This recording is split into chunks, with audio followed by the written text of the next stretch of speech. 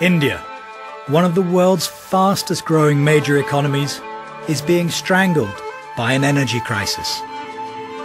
Already the third largest consumer of energy in Asia, India's fast pace of development is being threatened as it struggles to keep its cities powered.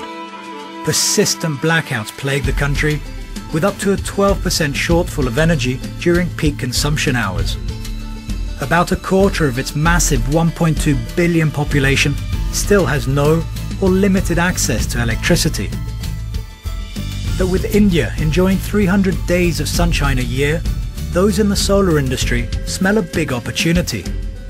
There are just large swaths of unserved or underserved markets in the rural populations that are desperate for electricity, and PV is a great solution, so-called off-grid markets. There's just a lot of sunlight, and that combined with the recent Indian subsidies make it a very attractive growth market. It has absolutely the potential to be bigger than Germany and be much more substantial than Germany. Like China, solar has also become a national strategy.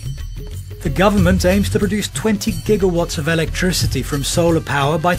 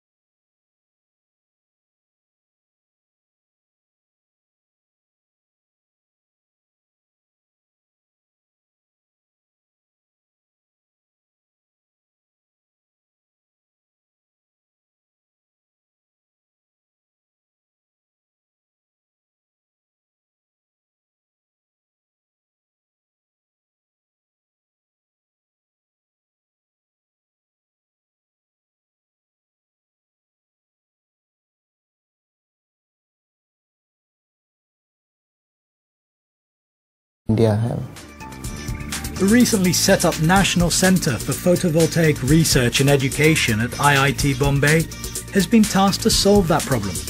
But training that critical mass of people will take years. There's an obvious gap between India's ambitious targets and the local industry's abilities. But that means opportunities for foreign firms and private investors. For instance, China's Suntech has supplied the solar panels in Azure's facility. Azure claims Indian solar manufacturers are not yet cost competitive. And much of the $8 million financing for the project came from foreign private investors.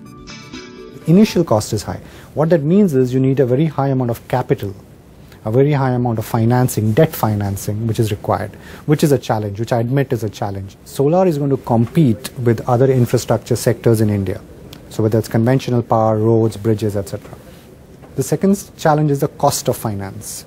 Because in India, the cost of finance is quite high compared to the West. So in the case of solar power, for example, it's about 40 to 45% of your final cost of electricity is the interest cost.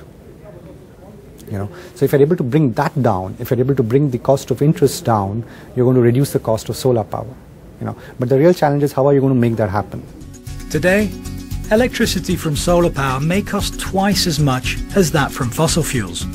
But conventional power costs are going up, while solar power cost is projected to decline by 7% a year in the next decade on the back of technology advances and lower manufacturing costs. KPMG expects India to be able to produce electricity from sunlight as cheaply as from fossil fuels by as early as 2017. It expects solar to contribute between 5 and 7% of India's overall energy requirements by 2022.